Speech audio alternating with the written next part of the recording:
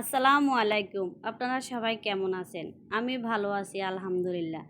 আমি আজকে আপনাদেরকে কোনো রান্না দেখাবো না। আজকে আপনাদেরকে একটা টিপস দিব। আমাদের অনেকেরই পছন্দ শিং মাছ, কিন্তু ঝামেলার কারণে আমরা শিং মাছ আনি না। কিভাবে শিং মাছ পরিষ্কার করব, এই কারণে হয়তোবা আমরা অনেকেই শিং মাছ বাজার থেকে কিনে আনি না। আজকে আপনাদেরকে খুব সহজভাবে দেখাবো কিভাবে শিং মাছ পরিষ্কার করা যায়। প্রথমে আমি শিং মাছের মাথাগুলো কেটে নিয়েছি। তারপর একটি পাত্রে পানি নিয়েছি, পানির সাথে একটু চুন মেখে ভালো করে মিক্স করে নিয়েছি। মিক্স করে নেওয়ার পরে ভালো করে হাত দিয়ে নেড়ে ছেড়ে নিতে হবে।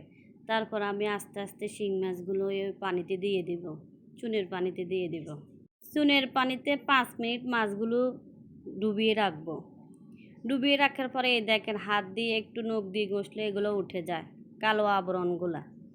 আমি এই কালো আবরণগুলো উঠানোর জন্য আমি হাতের কাছে যে কোনো জিনিস দিয়ে আপনারা তুলতে পারবেন।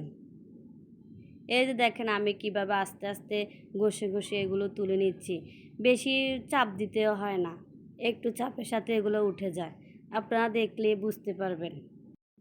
এভাবে আমি আস্তে আস্তে ঘষে ঘষে কালো আবরণগুলো তুলে নেব। আপনারা দেখেন আমি কিভাবে আস্তে আস্তে করে তুলে নিতেছি।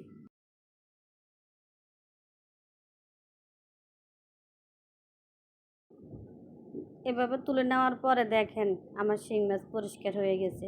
আমি একটা পয়সা করে দেখিয়েছি, আরগুলো আপনারা নিজেরাই বুঝে নেবেন। এই যে আমার শিং মাছ পরিষ্কার হয়ে গেছে।